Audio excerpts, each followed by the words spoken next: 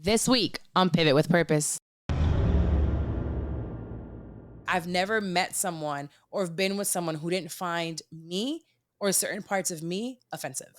It's always an That's issue. a good point. I have been too much of something for everybody. Hey friend, you're listening to Pivot with Purpose. This is my show where I pivoted from shit I'm 30, where I was dreading turning 30. I had a failed marriage, failed engagement after that, and I don't have a relationship with my immediate family. But through it all, I came out the other side with a thriving business, an unexpected radio morning show of my own, and a platform where I can reach millions of people and help them walk in their truth. I am now celebrating every step of my journey into continuously finding my purpose, the good, the bad, and the ugly. Sometimes this journey looks like shit, and it probably sounds even worse, but it's still our journey, and I'm learning right along with you to enjoy it. There's always a rainbow after the rain falls. Now, if you need advice in pivoting in any aspect of your life, relationships, career, spirituality, send your questions or story to askcarlawilmaris@gmail.com or shoot me a DM at @carlawilmaris. Now, let's start the show. Welcome back, guys, to another episode of Pivot with Purpose. I'm really taking this whole virtual recording serious. So I always talk about it. I like being in person with people. I'm a hands person. I want to touch you. I want to do. But if I didn't do this virtual, it was never going to get done. I feel like we've been talking about it literally since last year, I think, right? I know. Yes, we have. So that voice, you probably already know it just from those two. Yes, we have 3 words. Y'all know who it is. We have Antoinette from Around the Way Curls here. Hello. She was, so the thing is, like, main friends with benefit. Yeah. You were the main side chick. Yeah. I had all the benefits, honey. Had You keys, did, honey. You and did. security codes. I loved it. I really loved you on that show. And I feel like I've been around you a few times, and I don't know why. Like, I feel like I've been around you more than I have. Probably because Mandy talks about it or just social media. And I met someone recently for the first time in person. I had no idea it was the first time I met them in person. She's like, yeah, you've never met me before. And I'm like, are you sure? But there's Zoom calls or social media or you send each other videos and you forget you don't meet each other. Well, I do. Probably because I don't. I never do that. I forget that I've met people. I'm that person that's like, oh, I'm so sorry. When? Oh, I don't talk to that many people. So, okay. I mean, so in person, everything's mostly virtual for me. I'm in Orlando. Like, I don't go anywhere. I'm in this room literally all the time. So when I get to New York, I feel like I see everyone. And then I come back home and it's like back to virtual. But I like it like that. I like to be able to escape. Like, though, when we get together, it's like you and I are more similar in like our approach to things. So when we're around like Mandy and all the crew, we're just like, there's my person. Like, I don't know. Am I allowed to say this? I think I don't know. Well, it's funny because I watch you and Mandy sometimes and I see, although her and I have, I've known her for like 12 years now. We're in 2024, 14 years. Wow. So we have a history and a very different dynamic, her and I. Plus, I think that you and I view things different, but I think it's the new me that really aligns with you. I think like the old me, like 7 years ago, was a lot more closer to where Mandy is when she just says whatever, whenever, fuck it. That was closer to me. There was a big change and shift in me after my dad passed away. And then just different things with life that I think is part of evolution, right? We're supposed to evolve and get more mature. You're like an outward lover girl. Oh my God. That's what I mean. Yes. You are such a love, to the point where I don't know if I should say this. Feel free to take it out. Okay. But like when we went to support Mandy at her event at the sex club, you and I were just slow dancing together, talking about how beautiful the space was, how wonderful it was to see people accepting their bodies and having pleasure, and what a beautiful way for consent to happen. Like we weren't turned on. We weren't engaged. We were just like, wow, look at this utopia for other people to engage.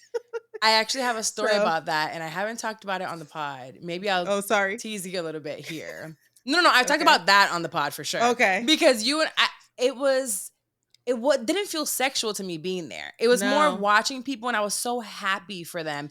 I was also a little jealous. I ain't gonna lie. Watching it, I was like, well, why don't I feel like that? Or why can't I do those things? But later on, I figured out why. The curiosity definitely killed the cat on that one. Later on, months and months later. Or fed her.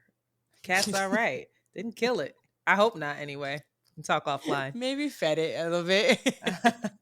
Engaged it. Caressed it. Anyway, I'm sorry. Sorry. I like it. You guys know Antoinette is one half of the Around the Way Curls pod, right? One half. Yes. And she just lives life in this way that I really admire. I like the way that you move. I like the way that you speak. I like the way that you are very unrelentless when you talk about your feelings and your views and your opinions. And it never feels judgmental. And I love that about you. It doesn't. Girl, people be That's talking not shit. the feedback I get, but from the internet.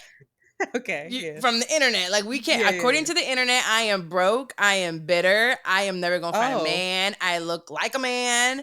Like, we can't always listen to the internet. I feel like those people that really take time to not necessarily study you, but pay attention to how you move throughout different ventures of life can more so know who you are. Like the internet, they just watch 60-second clips or take some hot takes, and all of a sudden you're like the worst person on the planet. But I don't think that's who you are.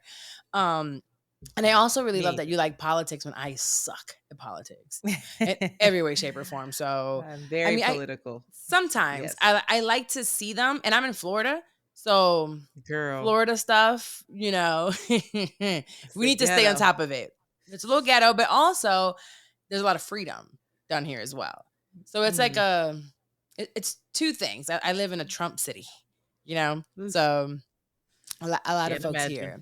Right. Well, I saw something on here that it actually became serious for me, because I don't know if you saw this, that the governor, Jeff Landry of Louisiana, they made a new law that is making the abortion pills a controlled substance. Now, I already have a prescription for a controlled substance, which is Adderall, actually, right here.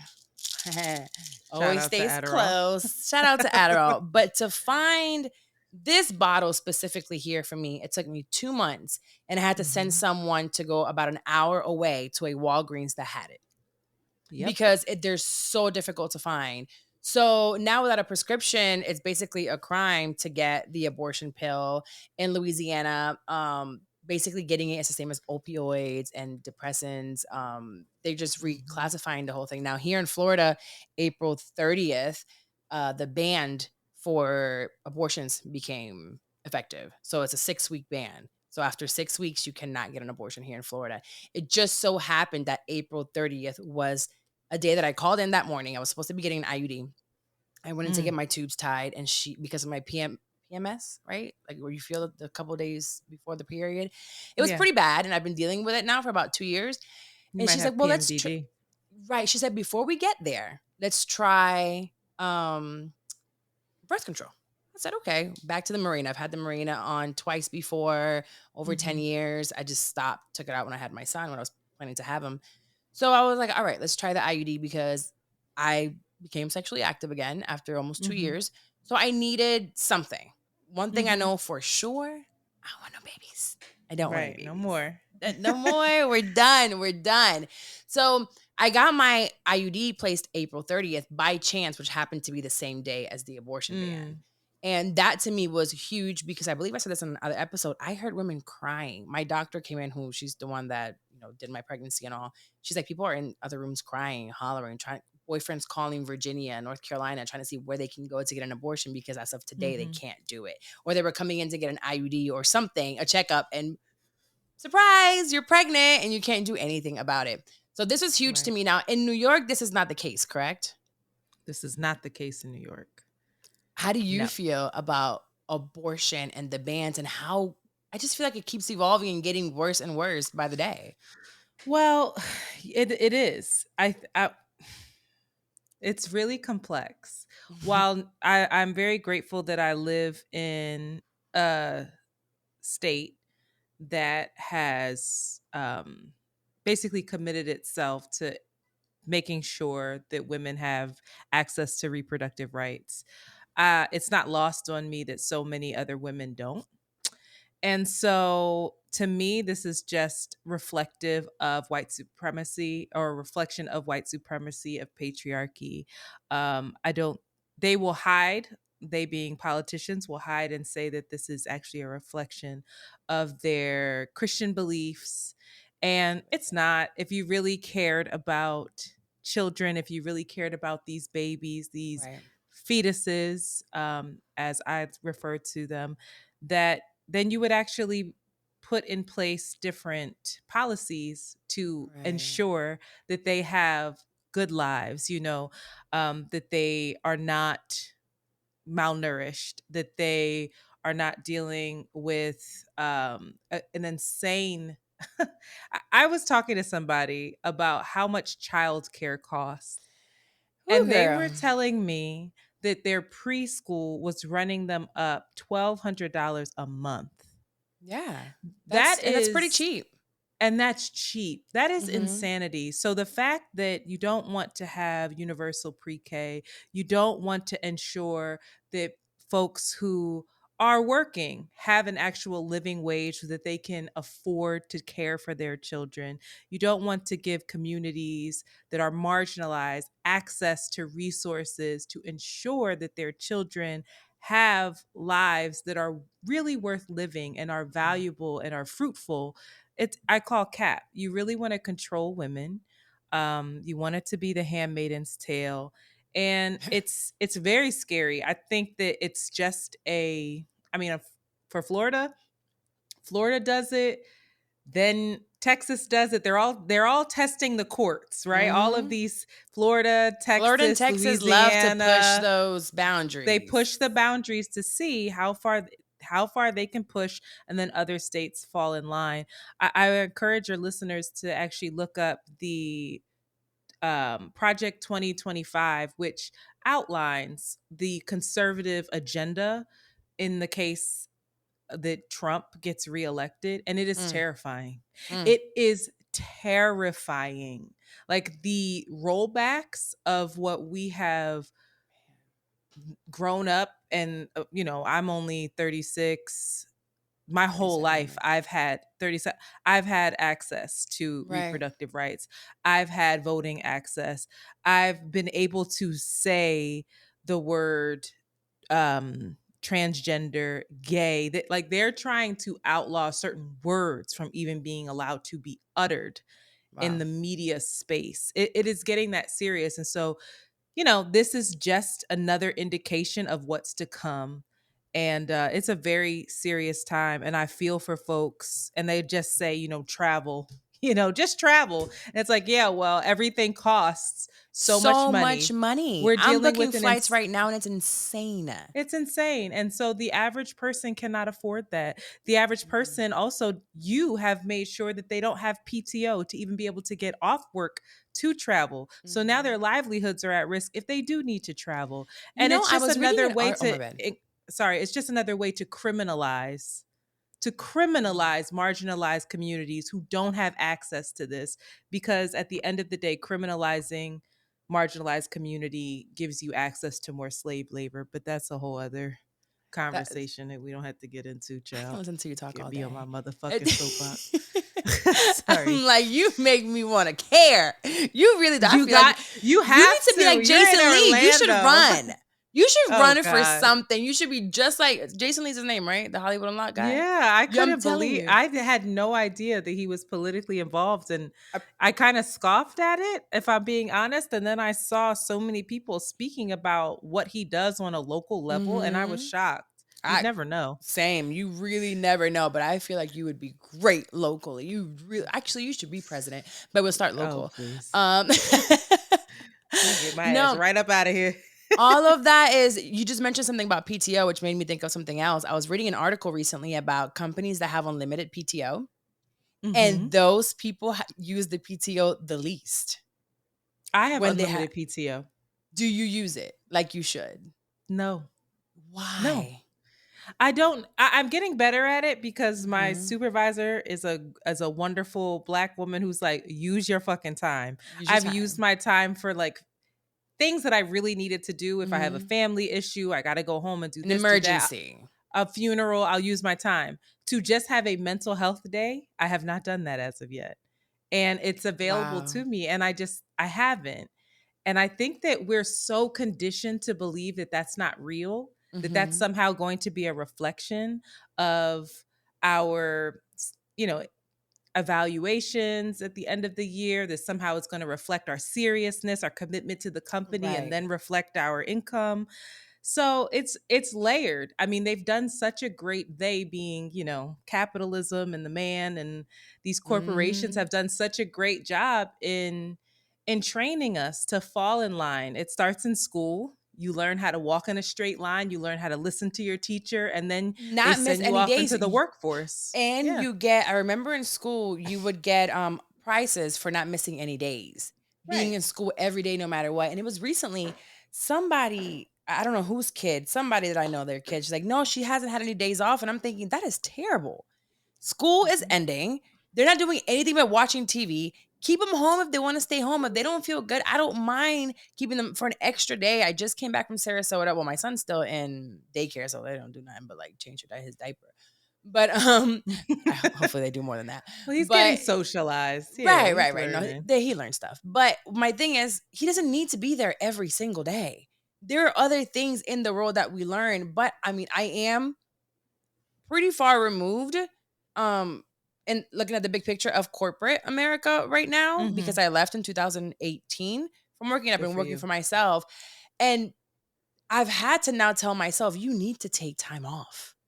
And I didn't Yes, you used to do. take the time off. Then I would take maybe like one vacation or two vacations, but most of my time off, I guess being a young mom, it was mostly my kids being sick or my kids having a doctor's appointment. That was what my PTO was used for, but never me.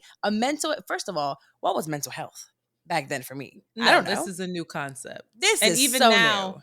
we're still learning what it really is because Mm-hmm. even corporate has gotten a hold of mental health and just commodified it and said, if you Right. want to be about mental health, you got to buy this yoga mat, you got to drink this type of tea, you got to have Get this out of here. bath bomb. And it's like, well, wait, that's not mental health. That's No. performative, like mental health for Right. consumerism.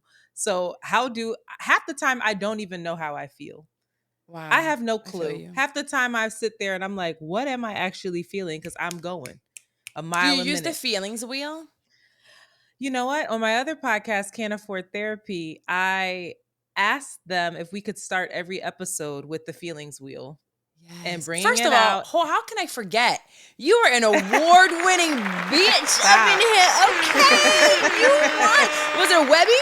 It was a Webby. It was a It was Webby. Two Webbies. two, two bit two. Two Webbies for Congrats independent on pods. that. How did I Thank literally you. like as much as No. I have to hear Mandy talk about it? As love as I love watching all your stuff. I don't know how I forgot about that. Congrats about No. that. But Thank it you. is about mental health. And a lot of the times we don't, I love what you said. I don't even know what I'm feeling because a lot of the Mm-mm. times I don't. And I used to love that feelings. Well, I hated it actually, but love it later on. With my therapist that ghosted me, she would make me look at it. She even had a pillow Oh, that had it. Yeah, it's another story, girl. I'm It's so been a while now. sorry. I'm still hurt about it. But she had that and I had never experienced anything other than two feelings when I started therapy in 2017. I had Wow. happy and angry. That was it.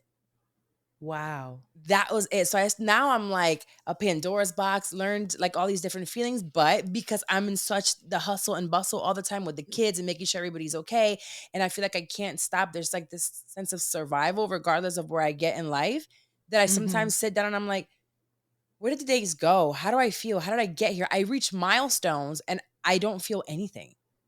Wow. Yeah. There's Because so you're many. already, well, I would say sometimes when we reach milestones and even the Webby win, I remember getting that news and being like, oh, wow, okay. We're on a hiatus right now. That means we got to do season 3. I got to text the guys. And like, there was no time to take in. Like, there was time. I did not You didn't create time take in my it. mind. Mhm. I'm not in practice of celebrating myself, of accepting that feeling of joy. Yes. Instead, I was just ready and looking into the future, not living in the present and saying, what's next? Living Now in I the got to do present is this. hard. Hard as hell. I'm like, who sits here, like sitting in your feelings, trying to really take in what's happening? Like a lot of things happen for me. And sometimes I'm just like, well, and other times I sit there and there have been times where I have been present or I just sit there and just like, thank God, like, thank you for this. Or I look Mm. around me and watch other folks say, you are blessed, or look at where you were. Sometimes I do try to think about, that meme or that saying is like, you're sitting in your prayer. Like Mm-hmm. I'm sitting Yeah. in so many prayers of mine from years and years ago, and prayers that I never even prayed for, things that I never even could have imagined. And it's like sometimes, Carla, sit in it. But then I'm Yeah. like, okay, well, if I made it here, what can I do next? Where are we going? It's So very real. it is very real. I don't know how we got here from the abortion pills. The point Sorry, yeah. is, this is the whole point of a podcast. The fact is that I think I want to be even more intentional, because I've been trying, but even more intentional in sitting in the present, because there are a lot of beautiful things happening for all of us. Like I know there are beautiful things happening for you. There are beautiful things happening for me. And for whoever is listening right now, like you're listening to us, think of something that could have happened yesterday, today, last week. And you're like, maybe just didn't think about it. That was a prayer of yours. That was a wish of yours. That was a hope of yours. And now it's here. Just sit for a second. Yeah. It's hard, but sit. There was something else that I saw, and I thought this was funny in order to get us into the podcast, because it actually went viral with one of my clients, B. Simone. She went to London. She did a podcast run, and they were talking about aunties, like the auntie age. Now, for you, you're 36. I just turned 37 this month. So let me see if this plays where you can hear it. What is the age for auntie age? And the girls were saying 34 is there. I will leave this show. No, I'm sorry, but I was fighting. I was defending. What was you saying? I was like, no. I said, no, that's not auntie age at all. God is going to restore my youth. I believe that is biblical. He will restore it. That's somewhere in the Bible. Hallelujah. What year were you born? 97. Oh, Lord. Was Biggie already dead? Yes, it was the year Tupac died. Oh my God. You ain't even see Tupac. First of all, I love that that's the barometer. I'm like, wait, where was Biggie? I'll never Where was remember. Pac? I'll never forget that it's 96 as the year that I moved to the United States. Well, I was born in the US, but moved to Florida from Puerto Rico. It was 96. Okay. I always know that's the year that Biggie died. Mm. Yeah. So anything before 96, whenever people try to tell me all the black movies and certain, listen, You're like, no. I don't know. I was listening to a Gran Combo and like Burbujita at the time. My sister was older. She was super Spanish. Like a lot of the things don't resonate with me until I get to high school, and that then became my culture with people that I was with. That makes sense. Yeah. But auntie age, girl, we are in our mid 30s. We're 37 is mid. It's still mid, right? Listen, whatever you want it to be, it will be. That's how I feel. Dead ass. Because I have been referring to myself as an auntie for mad long.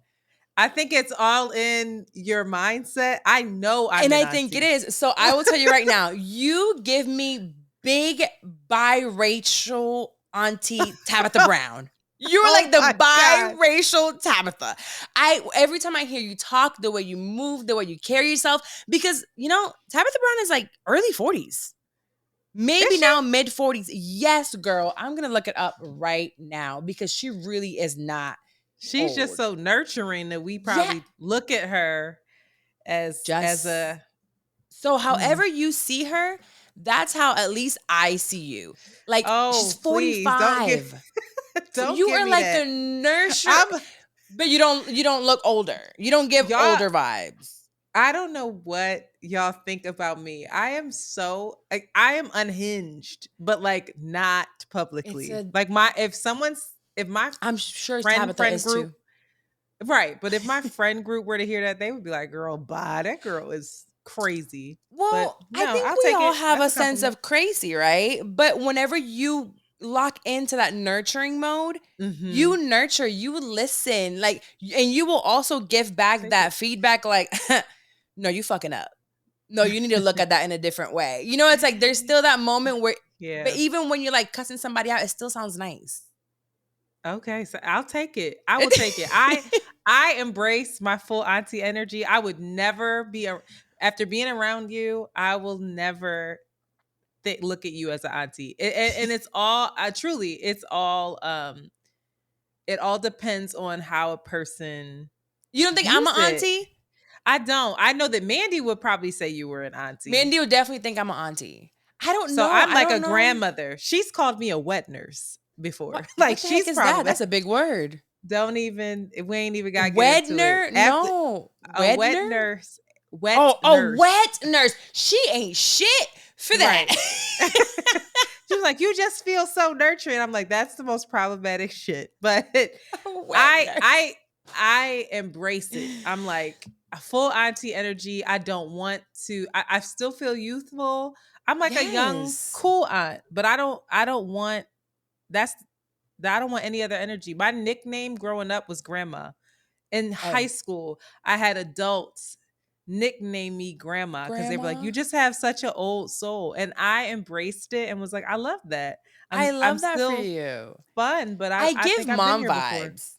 You give mom vibes, but you give like, if I were your neighbor and I needed sugar, I feel like you would give me some sugar. I would give you I sugar. really do. I have do. given neighbors stuff before. See? But I don't really talk to them much. But when they do see me, like I just met a neighbor after she said she's been there 11 years or 13 years, 11 or 13. I was like, hi. Sorry, I've never met you because I don't really go outside. But once I say hi to you and I'm cool with you, like we're good. I stick to myself a lot. But then when we hang out, it's like, it's fun. But I'm also very like, be careful. You're not drinking and driving. Like, don't do that. Or who are you leaving with? Or who's that? Do you know them? Mm-hmm. I'm always Watch thinking your of drink. like, all of that. I'm very like, do things right and be careful. Everybody needs to be careful because you need to make it home in one piece. Right. So I become very like motherly around my friend group. But I think that's just because I've been a mom since I was like 2. So, and I think that is hella attractive to like in a relationship, in friendships, in just business relationships. That is a quality that's going to attract people to you. People want to feel cared for. They want to feel nourished. They want to feel nurtured. And so all of this hype around youth and remaining young, it's like, listen, I'm not obsessed with that. Like the older I get, I was so I'm dumb. I made some really stupid decisions.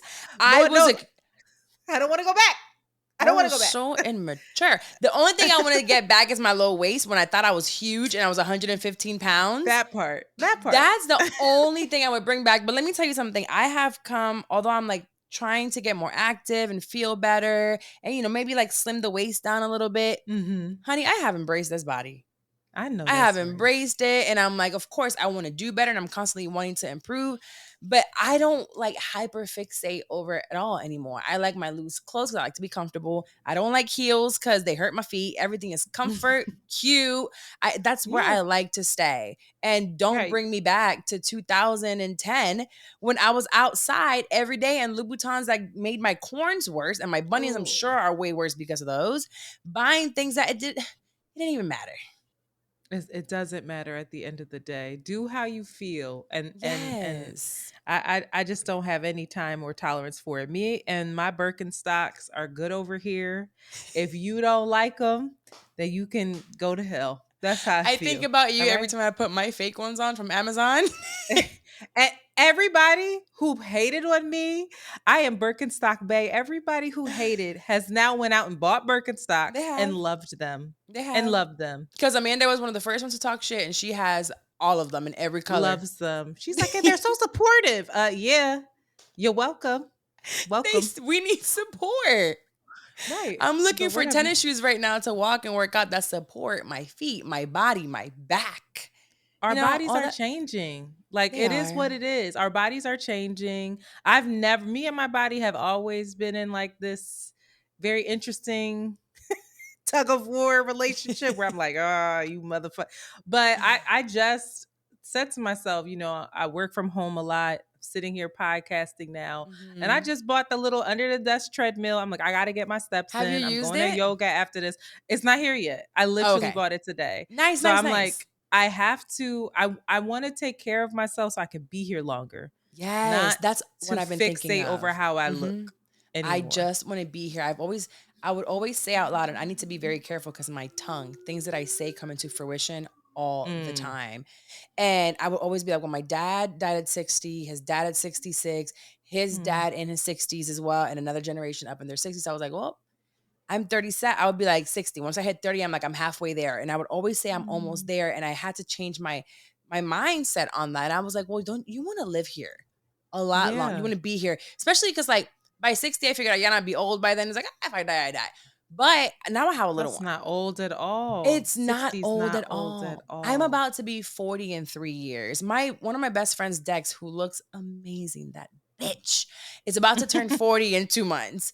And when I tell you nothing jiggles on her, it's so beautiful. And I'm like, 40 is young. Then 50 is young. 60 is still young. They out here at 60 still fucking. So girl, the STD rates are the highest in these nursing homes. You know that, right? I do. You know that, right? Yeah, I do. Life don't stop.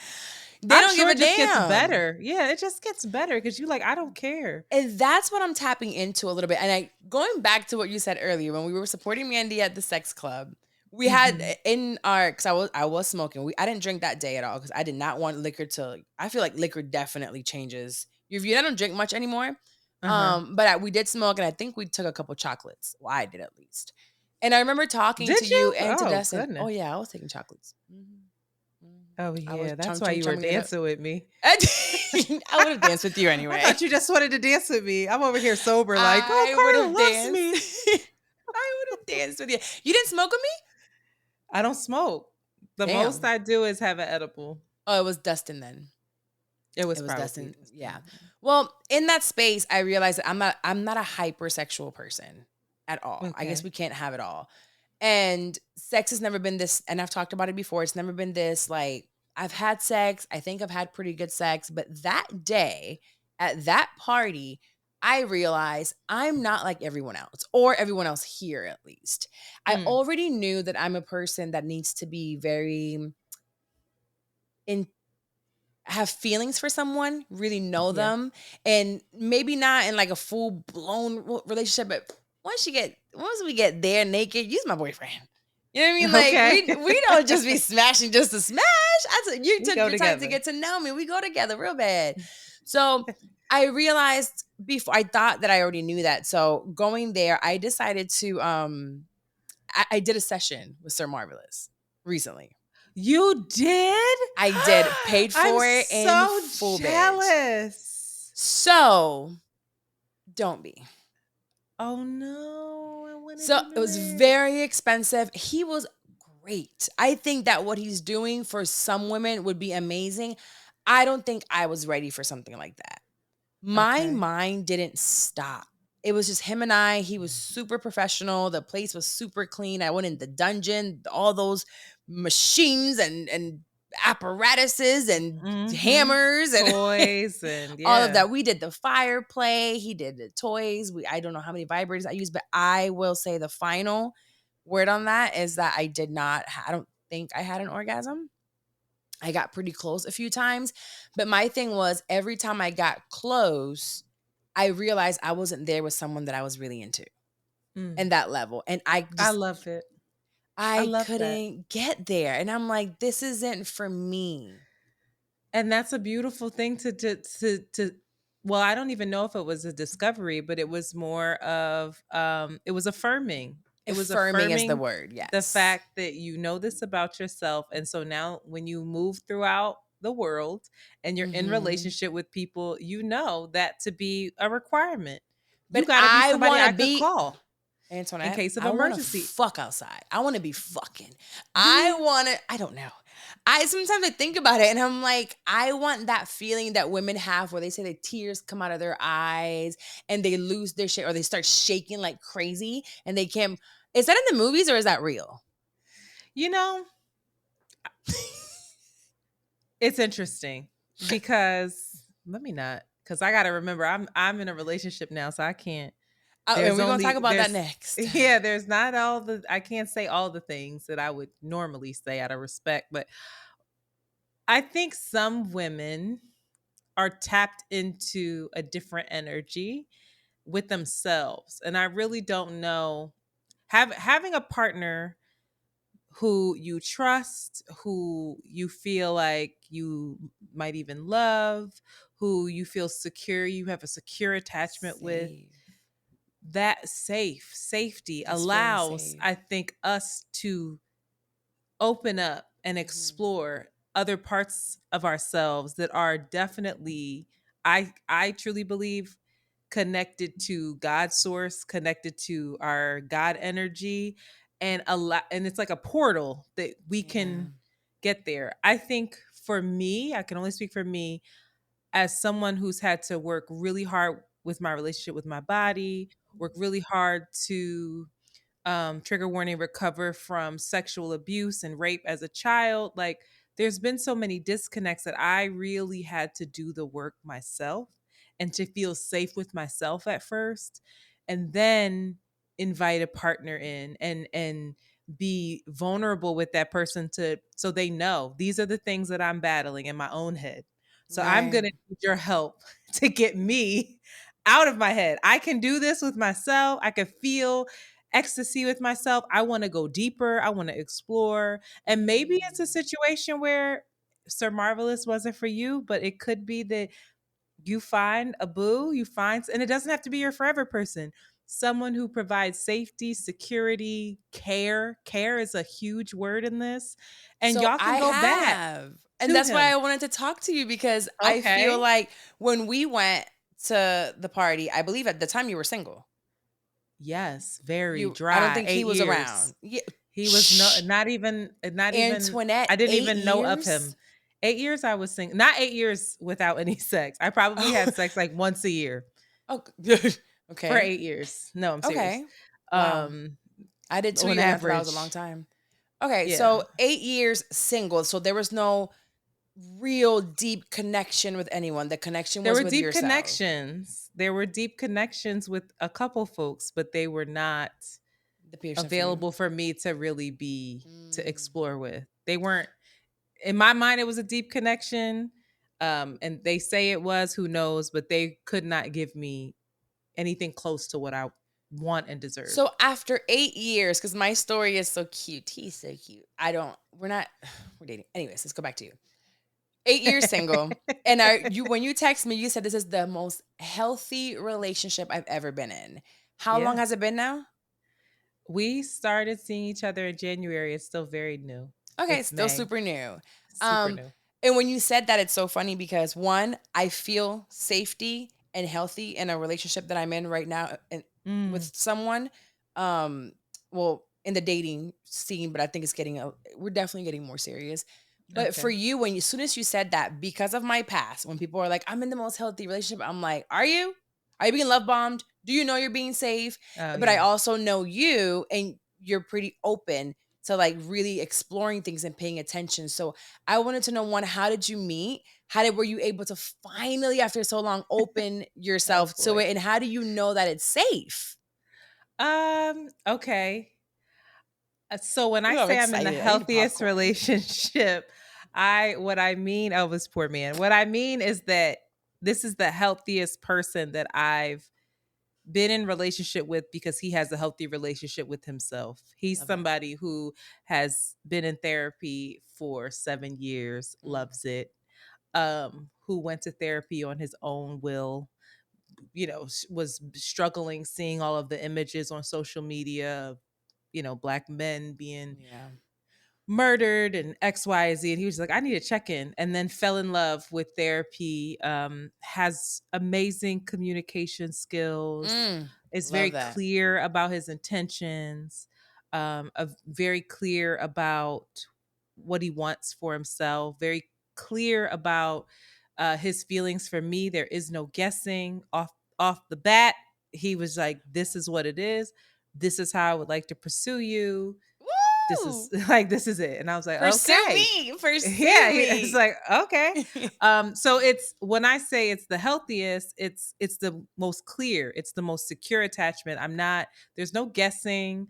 I don't at all ever feel taken for granted, overlooked, gaslit, all the things that I felt in the past. Is your nervous system calm? My nervous system is so calm that I'm the problem. I'm the person that's like, is this too calm? Is this boring? Are we boring? Are we boring? Where's the excitement? And so he's encouraged me to go to therapy because he sees how ramped up I get with work, with this, with that, with politics. And I'm so used to having my nervous system going and feeling a bit frantic that when it does settle, I question it. It's so hard. It's so hard. And so I say all that to say, like, for the first time, I'm not putting pressure on it. I'm not trying to figure out where it's going to go. I'm just learning him and learning so much about myself. It's such a healthy mirror and a kind mirror that he's holding up so that I can see myself, because I've been so out of practice of being in relationship, of having help, of feeling Having help safe. is a big one. I don't know how to take it. I don't know how to take it. And he so kindly will sometimes say, I can do this for you. And I'm like, no, I can do it. He's like, why won't you accept my help? You don't have to struggle. You don't have to carry all this. And it's like, oh, I don't. An example is like, there was a day, I've been podcasting like a crazy person. My partner for Around the Way Curls has taken a month off for her own mental health. Nice. So I was like, all right, I'm gonna hold down the fort. Well, that shit was crazy because we dropped 2 episodes a week. So I'm like, oh my God, what did I do? Oh my gosh. Yeah, plus Patreon, plus like, it's just been nuts. And so I was going back and forth with Philly. There's a lot of stuff happening with my family right now. And a Saturday rolled around. I had big plans in my mind. I hadn't seen him. I'm like, okay, I'm going to cook. I'm going to do this. I'm going to help him with the weeds in the back. And then we're going to have all this sex. It's going to be so amazing. And I slept all day. When I say I woke up at like 12 in the afternoon. Oh, in the afternoon. No, 12 in the afternoon. And then, Carla, I went to pee and slept till 5. Wow. I was exhausted. And I woke up and immediately found him in the house doing stuff. I was like, I'm so sorry, like apologizing to him. I said, I wasted the day. I didn't even do anything today. I'm so sorry. And he stopped me and he said, you did a lot today. And I was like, I didn't do anything. He said, you rested. And I was like, oh, what? And he said, you don't even consider that as something that's necessary for you to do. I'm so happy to see you rest. If you need to go rest more, go do it. And that's when I mean saying it's healthy. And I think that he came around. He was an answered prayer. He was a true answered prayer. I looked back I have an altar in my room with the candles, crystals and different images of folks who have transitioned into the ancestors. And I have a coconut bowl and I put things that I'm calling into I write it down. I put little pieces of paper of things I'm trying to call into my life. And I started to go through those pieces of paper and I was like, what the hell? Like, this is all him. This is really? Not all of it, but so much so many. When it comes to love and partnership, it's him. Yes, his qualities. And I think I realized that I was spending a lot of time begging the wrong people or hoping and wishing that the people who I knew could never give me that would. And so I slowly put up boundaries and how'd you find transition? Girl, how'd you find space. No, I made space for him. He followed me online from the Can't Afford Therapy podcast. He saw some clips and was like, who is this girl? And he was not trying to holler at all. He wasn't. He was just like, oh, I like her content. And then I somehow saw that he followed me, and it was just one of those lulls where I hadn't posted, so you can see all the follows. And I clicked on his page and was like, "Who is this guy?" And I just started writing him, and we spent like 2 months just writing each other back and forth. And finally, This I is asked so him out. similar. I met my guy on Instagram Really? too. See? Oh God, we got to do a follow up in a year and see if we're like, what a mistake! Please. What the hell? No, I don't think it'll be either way. Again, I don't think so it'll be a either. mistake. I think it'll be a beautiful experience, lesson, and hopefully it'll turn into something relationship, and still right? going. Yes. Yeah. I would say the same thing. And I can attest to, like, I tried to, I think it was probably a year in, no, the year that I moved back from Jersey after going through all of that. And I needed to heal, but I met a guy. I was like, I'm going to get on the online apps. I did meet one guy. We used to call him Tampa Bay. And we ended up we went on like 10, 11 dates. We went on so many dates. And I think I kissed him once, maybe twice. Such a nice guy. I couldn't get into a nice person. Ooh. Him being so calm and so nice and so nurturing. It was like, this is boring. That was so boring to me. Fast forward, this guy who had just been DMing me regular DMs, who just respond to stories, like just literally just engaging in my content. When I started working at the radio, we messaged again then. And one thing that I will say, kind of like what you said right now, we have been hanging out a lot. And the help part, I've never known how to take that help. I do it all. I do the cooking. I do the cleaning in between when the cleaning lady comes during the week. Because there's still like, people be like, oh, you got a cleaning lady. She comes once a week. Do you know what my son can do in 30 minutes? You know what I can do in 30 minutes?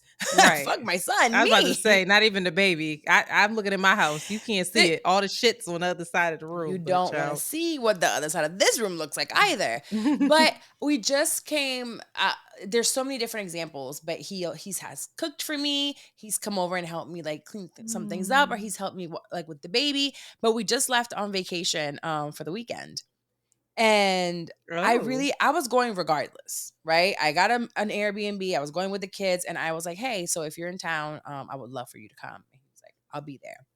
He drove, he packed the car, unpacked the car. While we were there, did I cook at all? I don't think I cooked at all. I didn't cook. We went to the beach. I slept. My son was there, and I slept on the beach. Wow. And it was like, and I was talking about it with my therapist the other day. I'm like, my nervous system is usually so calm around him. And we don't have any, like, we've never really argued. Even if we have I wouldn't even say a disagreement. We think something different about a certain topic that comes up. We see something in the news, and he's like, nah, I don't think that. I'm like, well, I do. And then we'll talk about it. He's like, well, I can see how you see that. Or I'll be like, I can see that. And we just leave it at that. It's never been like raising our voices at each other. Yeah. And I'm like, is this normal? Is this what it's supposed to be? Is this what healthy looks like? Where will it go? I don't know, but I'm not even trying to stress it. I'm like, well, what are we now? Part. We gonna get married? You want me? I want you to post a picture of me. I want you to change your Facebook status. None of that. There's none of it. It's just, let's continue to get to know each other. Our kids are fine. We have fun. We respect each other 1,000%. Even with the Sir Marvelous thing, I'm like, this guy is gonna leave for sure. And he was like, I told him right away. I'm like, I think I want to do this. And he was like, I think that's great. If you feel like it's gonna help you, sure. And I'm like, so the man gonna be there. And he was like, look, whatever helps you. He's like, he's keeping his clothes on, right? And I'm like, yeah. And he was just like, do whatever it takes. And I'm like, maybe we can go one day. And he's like, sure. We like, everything is just whatever is to help you to a certain degree, right? He's just like, be respectful of yourself. But at the same time, he's like, I don't think you do anything that's disrespectful. And I've never met someone or been with someone who didn't find me or certain parts of me offensive. It's always an issue. That's a good point. I have been too much of something for everybody. Yes. Either the way I dress, which I don't dress crazy, but even the shirt that I have on right now, just because there's cleavage here, this would have been an issue with one of my exes. Or you're just too loud, or you're too friendly, or why your face always gotta be out. Like, yeah. And he's just like, I'm in the background. He'll post maybe like once every 6 months. He watches my things. He replies. He supports them. And I'm like, are you sure? In this space that we're in, and even you have like the MVPs of all friends. Your friend group is like, they're all known. They're the coolest people ever. Y'all are just like the coolest folks in the world, right? You live in New York City. You guys are all podcasters, cool people. I feel like in the past, people will be like, why you guys gotta be around all them people? Mm-hmm. Or name dropping, or we talk about certain people in the industry, right? Like they are they eat shit and sleep just like we do. And sometimes I wonder, do you feel like I'm being too much, like too industry-ish? But these are people that I work with, you know? And I've never felt that, but I felt it in the past. I think that what both of us are realizing is that we are in relationship with someone else who is actively doing work on themselves and trying to heal, because I don't know if anybody's ever fully healed, but no, like when people say they're fully healed, it's a red flag to me. Yeah, I mean, I just feel like someone who is self-aware about their shit and they don't project onto you, there's so many possibilities there, you know? And I feel like what you're describing that you've dealt with in the past are folks who are very intimidated, who are not self-aware, and who are projecting their own insecurities onto you. And now you have somebody who is like, nah, I want to see you shine and I want to assist you and make your life easier. Yes. I couldn't believe it. I was like, how do I do this? How do I go about this? How much do I let you help me? And I'm constantly like, thank you. I'm so grateful for you. Is there anything I can do? How can I support you while you're cooking? Like, you cook and clean? What? But how? These are all things, and I'm assuming here, but I feel like these are all things that you have done in relationship, right? Yes. Gone above and beyond. So for us to be shocked that we are now on the receiving end, and also that it's reciprocal, right? We're receiving and we're giving back. I'm absolutely giving back.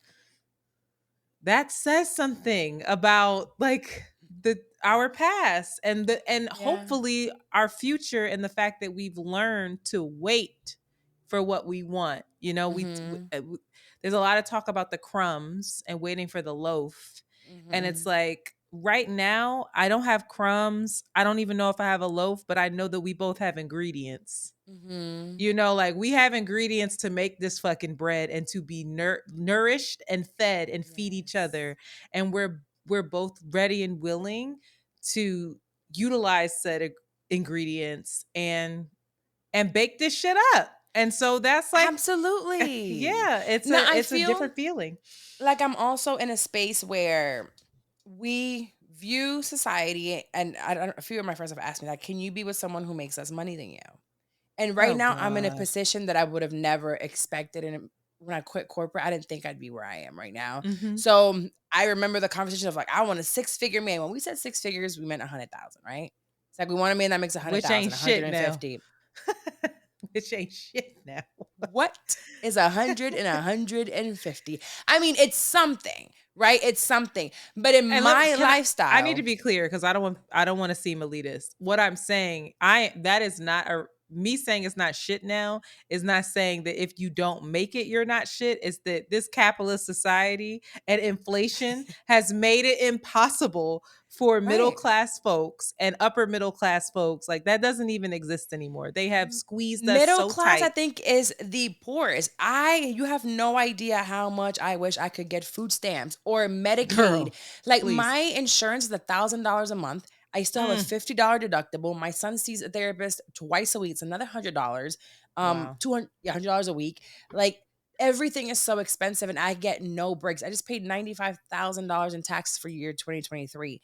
So my income has elevated in a way that it's higher than what I would expected, right? So can I really say I want someone on my same level? And I've been thinking about, can I deal with someone that perhaps is not in my same tax bracket? And the answer to that came to me, and I was like, yes, the fuck I can. As long as I'm not paying your bills and we can still go on vacation. I don't mind going 50-50. I don't mind going 50-50 on a house. I don't mind going 50-50 on a trip. Maybe you get flights, I get hotels, we split food. I don't mind any of that because I'm not coming from a place of scarcity. How do you say Scarcity. I'm not coming from there, right? I'm doing things because I want to do them and I can afford to do them, or I saved up to do it. And I want someone that can also do the same. After $100,000, happiness doesn't really change. Now we're going into materialistic things and it's a different lifestyle, but we can still be happy. Like I thinking back to how I lived with a child making $16 an hour. Like I really did that. And we used to have a good time. I still took my vacations. I still went on cruises. I did all of the things, you know? Yeah. So dealing with that aspect of it now as you're getting older, I feel like that has shifted as well. And I've pivoted my mindset into like, you don't need someone to take care of you financially. You need someone to take care of you, of your heart, of your emotions, of just you as the person. And I feel like I'm finally getting a taste of that. And it feels really good. And in turn, that helps sex. Yeah. I mean, listen, the whole conversation around finances is always one that I'm like, ugh, here we go. Because for me, the dollar, okay. No, I'm not going to say that. The dollar amount doesn't matter as much as how enterprising are you? How resolute are you as a man in this world? Can you make solid decisions? Yes. Are you intentional about what you want for your life? Do you have a passion? Are you driven? You know, like what does your future look like? What do you want it to feel like? If those things are aligned, then I truly believe that the rest will fall into place. And it's like, yes, that's like a Ryan Coogler. Like Ryan Coogler was broke. His wife, now, who was his girlfriend then, I believe, or its fiance, bought him the equipment for him to start editing films. She was the breadwinner. So you're going to sit here and tell me that a genius like Ryan Coogler was not worthy of love because he wasn't making a ton of money? This is the man who created not created it, excuse me. This is the director of Black Panther. Like, are we he kidding? got married in 2016. I'm looking at it now to Zinzi Evans. So that was his girl then. Like, what are we talking about? And he's 38, so he was like 30. That's what I'm saying. So I think that we need to focus on the qualities. I think that we need to focus on the plan. I think that we need to focus on other things instead of the dollar sign, because that is such a nuanced conversation. I completely understand someone who is a multimillionaire who's like, listen, I really want somebody who can keep up with my lifestyle. That's fine if that's your decision, but you have to also recognize the fact that you are ostracizing quite a bit of folks who could absolutely be complimentary towards you. You also have other risks. I mean, you have folks that they get comfortable and then they're no longer enterprising. They're no longer, driven. The intentions change. So I think it's more about the person and seeing what type of person they are, and being encouraging. Like I don't make a ton of money, but I've dated people who've made tons more money than me. I've dated people who've made less. They have not been the best. I think that oftentimes in my experience, the men that I've dated who were wealthy or who were very well to do, I felt very lonely with them. I felt very unseen with them. I felt kind of like tokenized. And I was like, I don't love it. Right. And it's like, it's also what type of work you do as well and how much balance you have. Cause sometimes just people are like workaholic. And I feel like I am a workaholic, but I've taken time to really say, hey, enjoy this. Cause I don't know how long it'll last, whether it's because the relationship doesn't last, or like, what we have going on, or maybe we're not promised tomorrow. So I'm like, girl, take the time. I keep reminding myself every day, tomorrow is not promised. Go on that weekend getaway. Tomorrow is not promised. Take the time off and do something in the evening, or take that Adderall so you can actually focus and get things done and go out and have fun with the kids or whomever it may be. With my friends, I've been really intentional about spending time with my friends this year just because it's imperative for me to do so.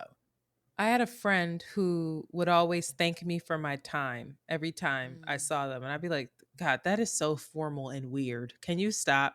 And he would say, no. He's like, you have to realize, like, I spend my time in a way where if I were to go tomorrow, he also had a near death experience, but if I were to go tomorrow, I need to be okay with how my last moments were spent.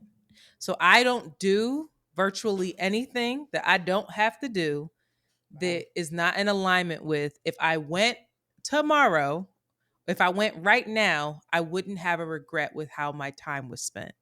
And that really dawned on me and resonated with me because I thought, wow, I had to do a self audit on how I spend my time and how much of my time I think I spend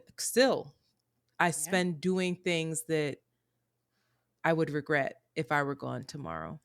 I 1000% live my life that way. I was having a conversation with a friend recently. She has this job and she'll probably listen to this, but she feels like they're pushing her out of there. It's just it's not a good environment for her, but she's like, it's wrong.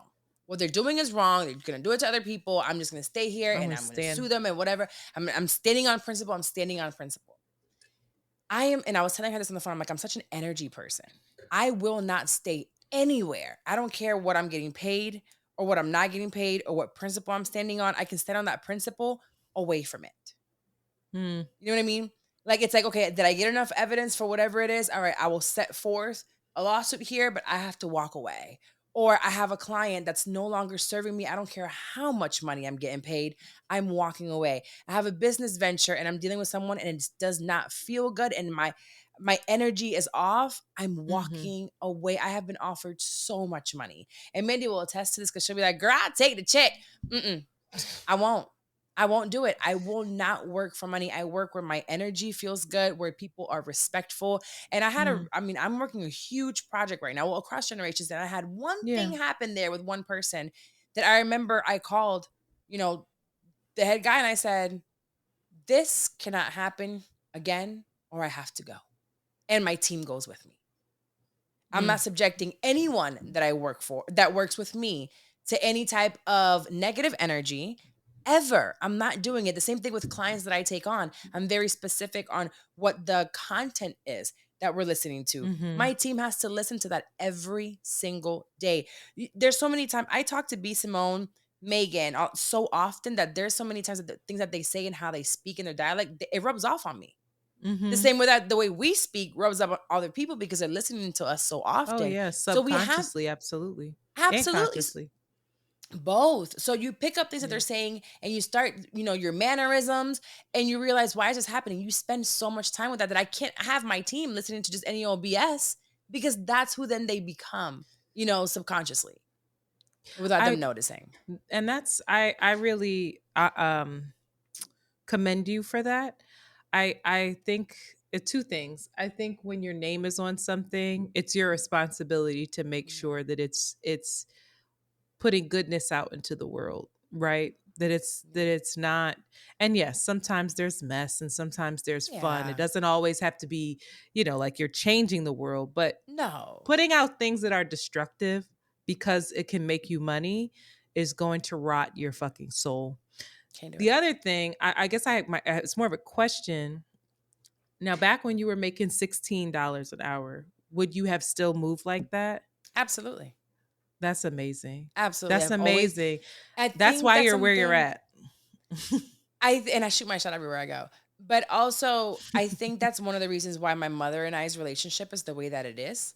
Because as controlling as she has been since I was yay high, if I don't like it, I'm not going to be a part of it. Now, I people pleased for a while because I wanted that recognition, but I still was loud of like, I don't like that.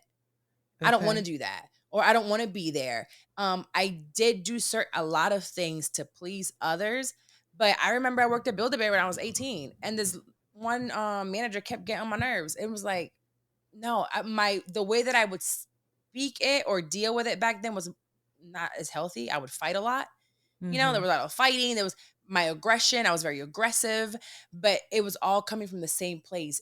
Don't hurt me. I don't like how I feel, or I feel like you're berating me, or I feel like you're disrespecting me. And I would take it in and take it in and take it in and still kind of be like, please, but please talk to me better. And when they wouldn't, that's when I would hit. That's when I would get aggressive. So I learned to just now pay attention to where, oh, my energy no longer feels good. I'm stepping away. Because before I was like, I'm gonna fight you and then I'm gonna walk away. Now it's like, I don't need it. And even with the jobs, I don't like it here anymore. I'm leaving. You know, this is not for me. No, you're not gonna talk to me. Talk to me a lot any of kind of faith. way. No, There's a lot of faith involved in that, and there's a lot of integrity, and those are two things. I have integrity, the faith part of like, I'm gonna be covered no matter what, is like, it's extremely I still hard. have fear mentality, so And I'm working that I through had that. to get rid of. And I got rid of that. Well, still working on it because I still have, there's plenty of times I'm like, oh, yeah, that's really scary. But I think after my security blanket left, which was my dad, that financial security blanket, I had to kind of figure it out on my own. And there hasn't been one time when I can tell you that I haven't prayed about something and really put my faith behind it blindly. Wow. And it hasn't come to fruition better than what I had expected. Now, there are times that things have fallen apart completely. I lost custody of my daughter back in 2022 for a week. The relationship with my son's father did not go the way that I wanted it to go. Times where I was like, yep, this is where I'm going to die. This is where I'm going to get really hurt. All of those things happened, but they happened and I had to keep my faith during those times when things were like dark, to believe that there was a reason for it. There has to be a reason why an employee of mine that I really trusted who came in my house did me as dirty as they did. Why did that happen? Oh, that chapter needed to close and that energy had to go and I had no idea in order for another contract to come in and be fulfilled. You know, it was so many things that you just don't know at the time, and that's when you have to trust blindly. But it took me a long time to get there, and I think I had no choice. I had no choice. It's like, what I'm doing is not working. My fear-based movements aren't working because my relationships were out of fear, right? I need someone to love me. I need someone to protect me. They need to have a good job. They need to have money. Like, there was all that fear. And it's like, well, I can do that for myself at some point, but it's scary. It's really scary. I gave up my inheritance. I've given up jobs that were paying really good money to do. I lost last year 3 huge pods that were bringing in the income for most of my employees all of the same month. And I was like, what are we going to do now? I couldn't freak out. And I was just like, get on my knees, Lord, please help me and guide me. And I turned down a job during that month that was $14,000 for a launch. I turned it down and literally within weeks gained back 4 shows, making like triple of what I was making before.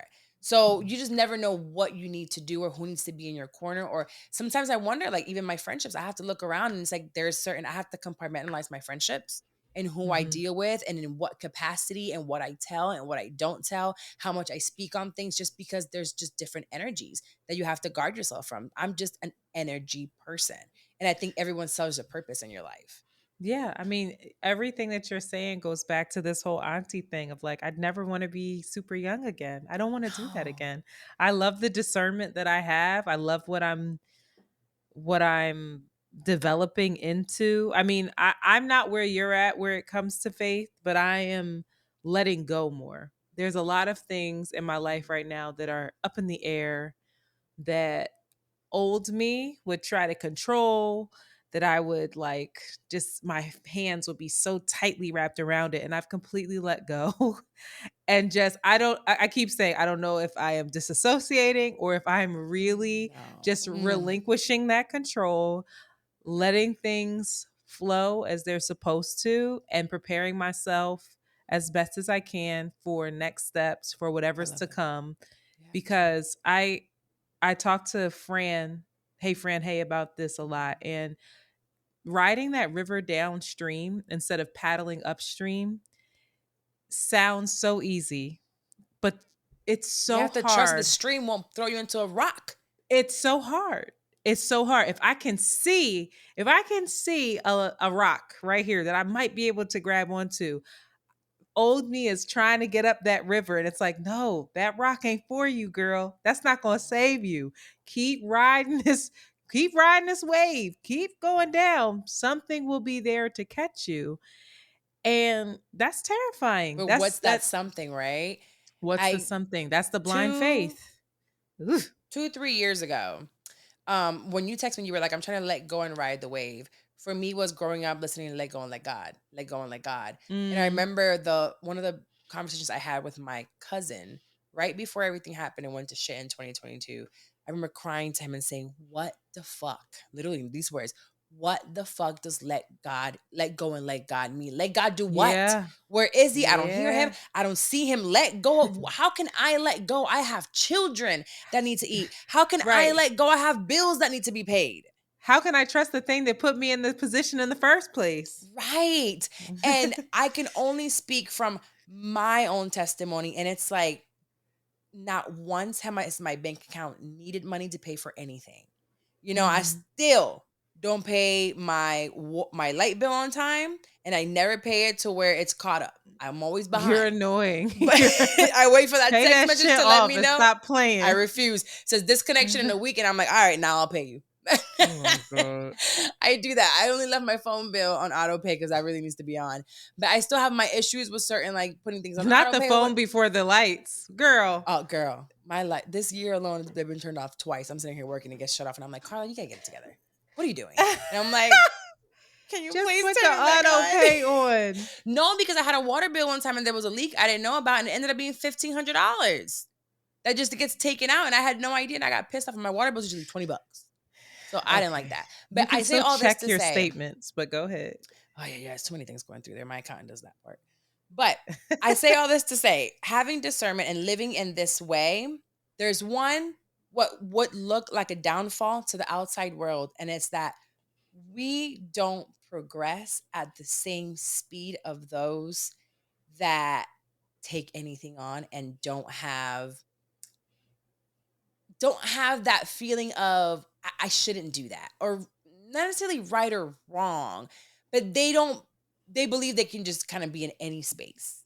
And I feel like when you are saying yes to everything, and when you're willing to be around any circles in order to get ahead, you can gain a monetary value or even a status level or a power that, for me, it takes a bit longer. But you lose yourself. In which way? If you're, it's a possibility. If you're saying yes to everything, I don't know if I'm hearing you right. If you're saying yes to everything without discernment, right? Without your integrity intact, you're just saying yes. I think you brought up a really good point that there's often times where you have to say no, where it's not aligned. If you're saying yes to everything that's in alignment, but saying no to the fear, that's different. No, I am talking about going towards things where they're aligned or not because of being able to advance in your relationships or being able to advance in your career or business, whatever it may be. And are you recommending that? No. I'm saying no. We're aligned. Because we got it. Yes, I feel like people, that's what I'm saying, the outside world might seem like a negative thing. For me, I know I can have multiple millions in my bank account cash right now if I did my business in a way where I promised everyone 6 figures in a podcast. You can make 6 figures out of this podcast. I'm making it, right? So I can tell everybody, but that's not true because I can't guarantee you that. And I'd rather work in a space where it's like, hey, this is what I can guarantee you. A podcast that looks good, that sounds good, that gives you purpose, that amplifies your voice, that touches lives. Can that then turn into multiple 6 figures? Absolutely. That depends on you. That depends on how hard you work. That depends on the time that you have for it. So there are some people that will, that have they're not lying, but they're not being completely truthful and transparent, if that makes sense. And that makes a lot of money nowadays. And I refuse to do that, which in turns, my trajectory of my business has been growing. And I'm so thankful for it. I also know where I could be. It's slower than maybe those, and I have to keep my blinders on. And we all have to keep our blinders on our careers. But that doesn't last. That fast, quick, in any field. I feel like the quick relationship oftentimes, the quick, lusty, heady relationship is like, what is it? We're the roots. Yeah. That quick rise is a real indicator of a quick fall. It is. Oh, it might not even be quick, but a real hard fall. Diddy, Hard. for example. Like Child. hard, right? Sometimes you look at these people and you're like, they keep rising and they're at the top forever. And then Harvey Weinstein. But my cousin told me about the bamboo tree. I don't know if you know about the bamboo tree, how it takes like 5 years to grow. So it has to have this perfect soil and they have to water it and like take care of the soil for years before anything comes up. It's like 5 years, 5 or 7 years. Oh, wow. Once that root comes up or whatever the flower comes up or whatever the bamboo is, it's up fast and steady and you cannot break it. But it took a long time for that soil and for it to be like taken care of without any fruit. So sometimes we want the fast fruit or the microwavable meal, but you know where to go. You know how to move. You know what we all do. I feel like we all do. It's just trusting yourself, getting rid of fear, and then believing in whatever it is that you believe in. There is a higher power above us. And if you think that you're doing it all on your own and leading onto your own understanding, that's where failure comes in my opinion.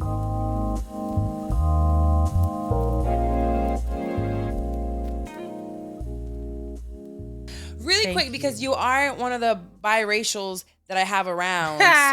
so many of y'all. Tell me a few things of what it's like for you and positive things to have a white family. Because your mom is white, right?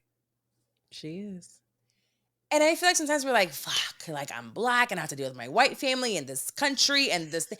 But there has to be something because you became this woman that we all think is so amazing. And you're a product of a white woman. So sometimes and a black man. And a black man, right. So it's like, what is it about the ingredients that made Antoinette? What are some of the ingredients that you would even say from your white side that made you who you are today? I have to answer honestly. I don't know that it has anything to do with the white side. My mother in particular is a very generous, thoughtful human being who has instilled that in me. Those are the best parts of her that I've tried to take. I'll be honest, a lot of my white family members embody whiteness, which is a different thing than being white. Okay. Some of them don't, but the privilege embodied in whiteness is always something that I had. I'll say the whiteness that I witnessed growing up and the embodiment of that is something that I'm grateful for seeing because I learned early on that I didn't like it, that I wanted to dedicate much of my life to rooting that out of me and to mobilize against it. And so I am forever grateful for the racial tension that even existed within my own household because it gave me the tools to navigate this world. Shout out to my white family. It's no hate. But it's I don't know that it's white or black. I think that it's just like, it you is had a what very it kind is. white woman as a mother. I had a very she's a pistol too. She's an Italian woman, but there was a lot of love to the capacity that she could love, and it showed up. She made my childhood a very fruitful one, and to this day, that's my girl. I love her. So I feel like I you're love just her so down. close. Like you guys have close We're not, but like you that's have the that thing. love. We have the love. My mom, I will say, my mother sees me as much as her whiteness allows her to. And I am grateful that I can recognize the fact that she sees me the best she can as a result of understanding the dynamics of whiteness and how it operates. And even when you embody it, even when you think you don't, you still do. Yeah. So I don't know if I answered your question, but navigating those two worlds, navigating those two cultures has been my greatest teacher. Truly. It's helped me navigate this world and shape me to be a very self-aware person. I can see that because again, there is so many biracial people nowadays, it feels like, right? Mm-hmm. And not That embody everyone, whiteness. that part. And it absolutely gives me sometimes, I don't get you out of everyone. I mean, and we're all different. I don't think it has to do with Mhm. necessarily all of it with our race or our ethnicity, but it makes a big difference, right? And when I think of a lot of white people, like you said, that they embody white, it's Mhm. I get so turned off by it a lot. And then I happen to meet some white people that I'm like, this is cool. Like, you're cool. I'm still have Yeah. my alert on, like, hey, push comes to shove, they might push me Yeah. in, you know? I have my godmother is white. She rebukes whiteness. And I encourage your listeners to look into the difference. Whiteness, again, is the embodiment of the privilege. And she is completely against it. And so she sees me in a much deeper and intimate way than my mother is able to, because my mother can't check her own whiteness because she's so sensitive to even being thought of as someone who's embodying privilege. You know what's crazy? It's because I was talking about this with my producer, and he's like, yeah, like her mom, and I'm like, I've never heard her. I always see you with your family, right? And you have your family events, and you go there for, like, things that you guys do, and I'm like, Yeah. they look really white. They're Pittsburgh, like outside, like they are on the outskirts of Pittsburgh, almost Ohio white. They So are I white. see you, and I'm like, you're so cultured, and you're so, like, for us.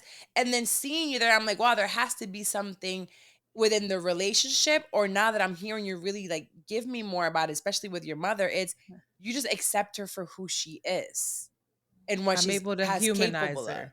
Right, I Yeah. can't do that. Well, it's probably because mine is a lot more toxic, and you're not getting disrespected every 2 seconds. Yeah, my mom is a liberal. She is a progressive, problematic liberal. She's one of these ones. It's like, well, Joe Biden is doing the best he can with this genocide. It's that, and it's like, Gotcha. okay, heard you, okay, but do all you right. see all the other ways? Or, like, she's made so many strides, and she is an ally as much as she can be, but there's Right. also still, bias. There's still privilege that she has to root out, that we all Right. do.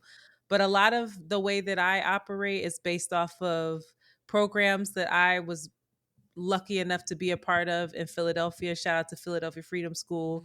Books, mad books that I was reading with my first love, who was like, you need to read The Spook That Sat by the Door. You need to check this out. Like, he was on it in a different kind of way. Super Hotep.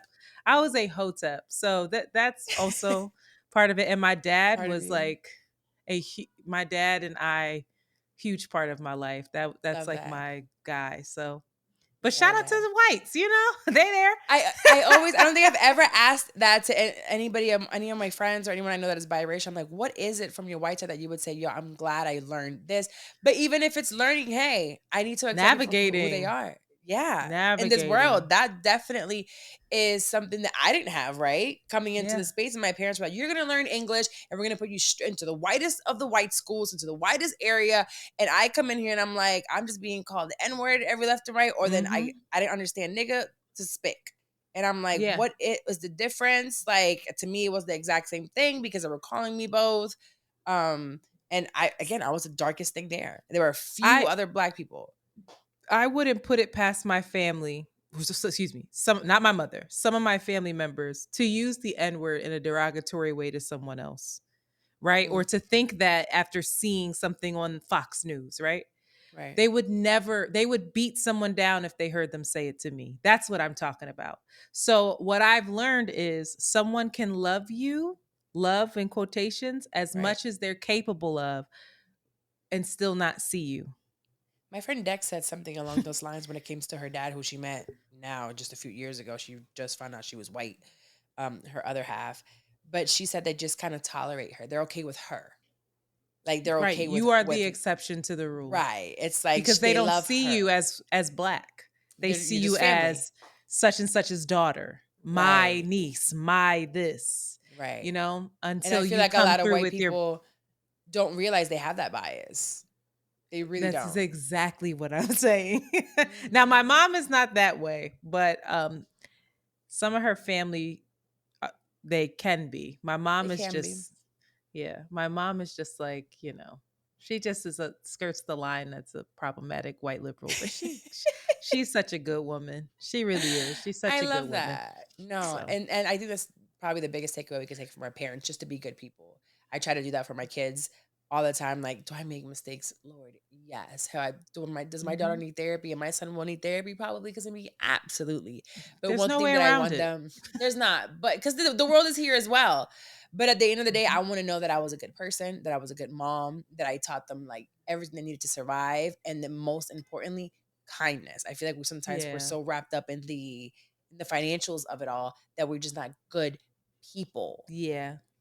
Yeah. All right. So we're gonna give someone advice real quick, and then we're gonna get out of here with a Okay. Bible verse. So Okay. if you have any questions or advice, send that over to askcarlawomares@gmail.com or DM the podcast page, Pivot with Purpose Pod, I believe it is. That way I can actually see it and it won't get lost in the madness of Carla Womares. So this one says, the title is he serious? Here we go. We are experts at this, y'all. So please take our advice. Oh God. My partner and I have been together for almost 4 years, and I have a toddler boy. At the moment, we both have said no to more children. One reason being time and money. I feel you, girl. However, my partner has also revealed that he is also nervous that if we have a girl, she would not be conventionally attractive and her life would be harder. As he doesn't really find women on my side of the family that attractive. Of course, this comment hurt me, and he tried to reassure me that he reassured me that he finds me attractive. He also said that it shouldn't matter because we both do not plan on having any more kids. My issue is that we plan on getting married, and it was also confirmed that if my family looked different, he would possibly be open to more kids. That leads me to assume that he is settling, and the last thing I want is resentment on either end. I am beyond hurt and a little disgusted. I don't know how or if we can move past this. Here, Courtney added additional context. He said that his main fear is that as a black girl slash woman, our hypothetical daughter would have it rougher in the world if she were not conventionally attractive. He said this is based on his experience, but went on to clarify that he would not love his daughter any less, but it is more fear of the world. He reiterated that he finds me beautiful and loves me, but because of some people on my side, has his reservations about the likelihood of our daughter's looks, even though he believes our son is beautiful. Again, I don't want to have any more children. I'm just really thrown off by his reasoning.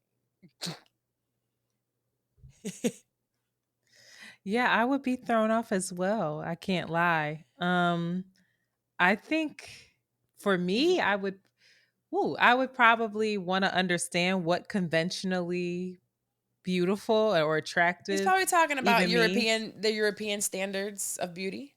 And I'm trying, right. And so then there's an opportunity there to dig deeper into the why. Like, first, I would ask the what, like, what is conventionally attractive to you? Right. And then if he is embodying that and upholding that in his life and in his thought process, you know, maybe there's an opportunity to unpack that with him if it's a safe space. Mm-hmm. If not, then it's really something that you would have to unpack, sis. You have to determine, like, wait a minute, Right. or do we have the right priorities? Are we actually really aligned?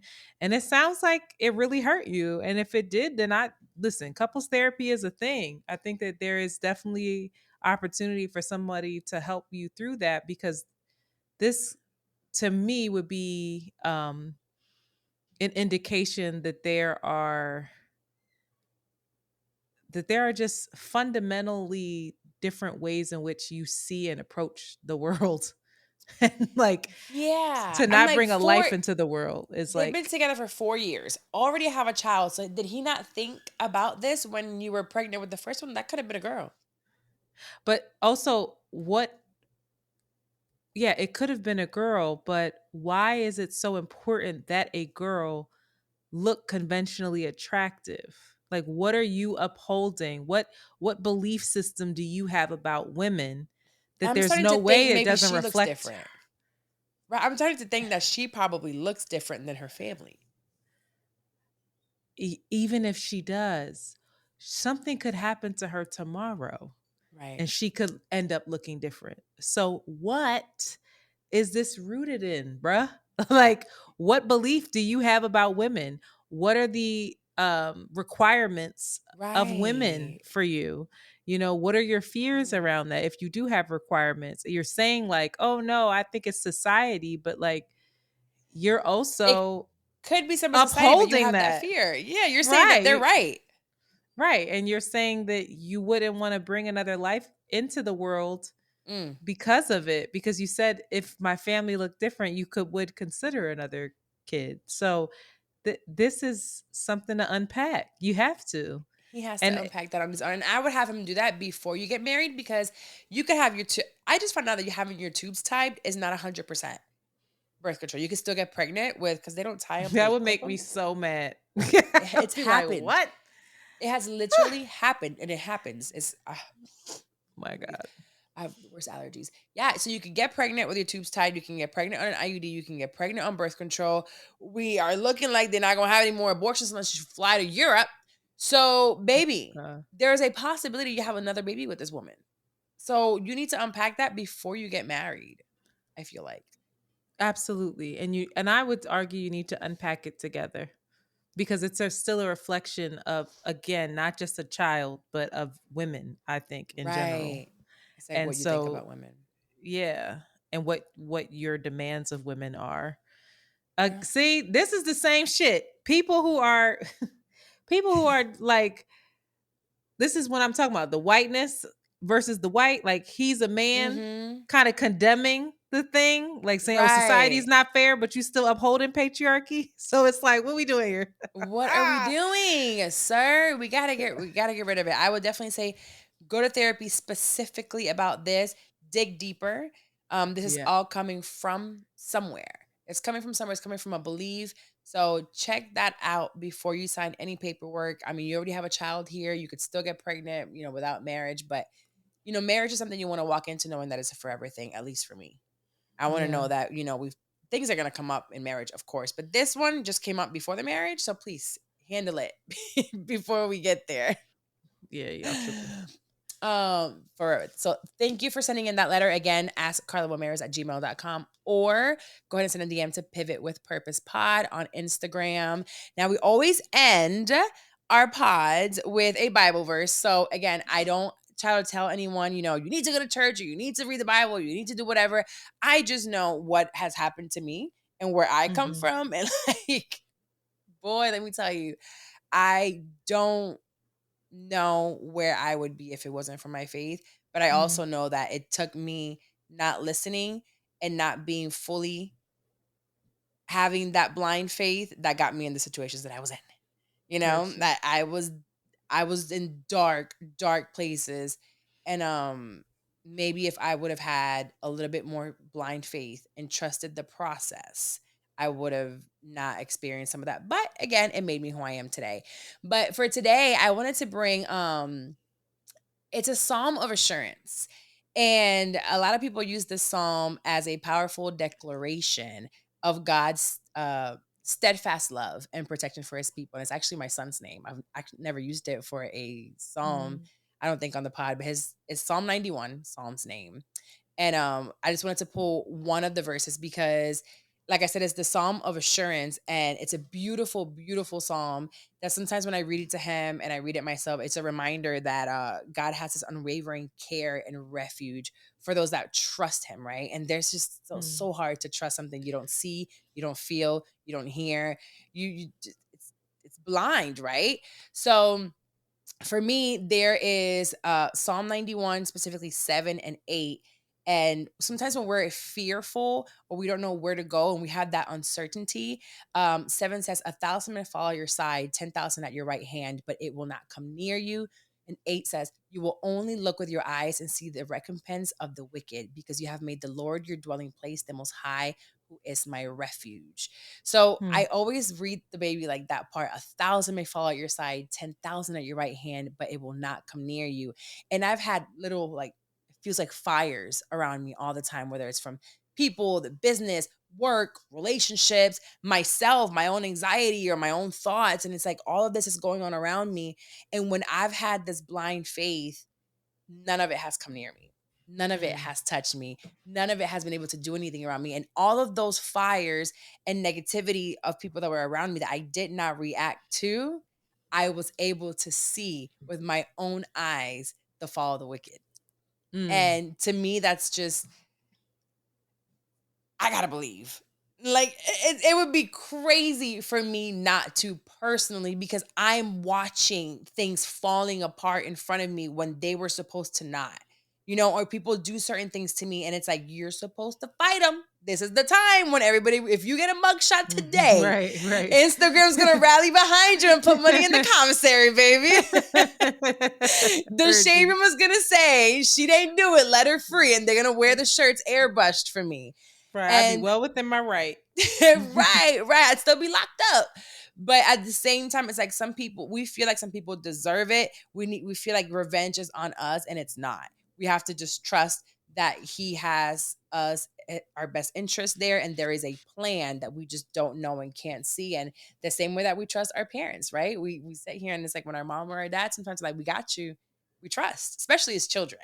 Like I look at my son and I'm just like, wait a minute, like don't go in there yet. And he's just like, okay, like he trusts me, right? Like in every and anything that I do. So I have to be able to trust my father that's not here on earth right now in physical form, because I have seen the rewards of that discipline and that discernment that I've had.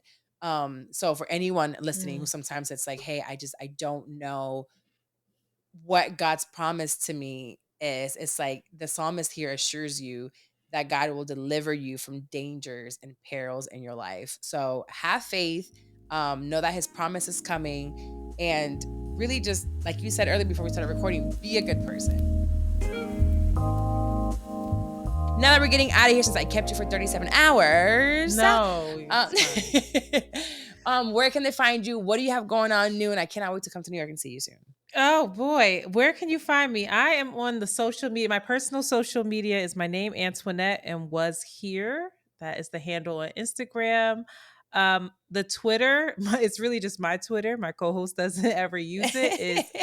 Is ATW Curls, which is short for Around the Way Curls. The podcast is Around the Way Curls.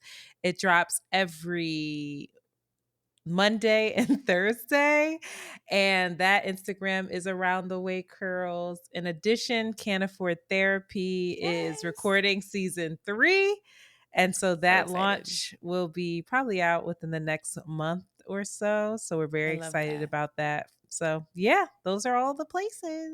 Yay. Thank you, Carla. Thank you so much for this. I needed this conversation. I'll see you guys next week. Don't forget, if you're looking to start your own podcast, ideatolaunchpodcast.com. You have there is a free checklist, and the course is not free. I'm doing masterclasses again that are free. I'm going to be doing them monthly. The first one is tonight, so I'm really excited to get out of here and go and chat with over 150 of y'all that have signed up. And we'll go from there. Now I got to upgrade my Zoom because, I said I was limited space, and I'm getting emails talking about I can't sign up. And I'm like, I guess I'll pay Zoom, child, these extra $50. I'm taking my money. That's a good problem to have, girl. I guess. Congratulations.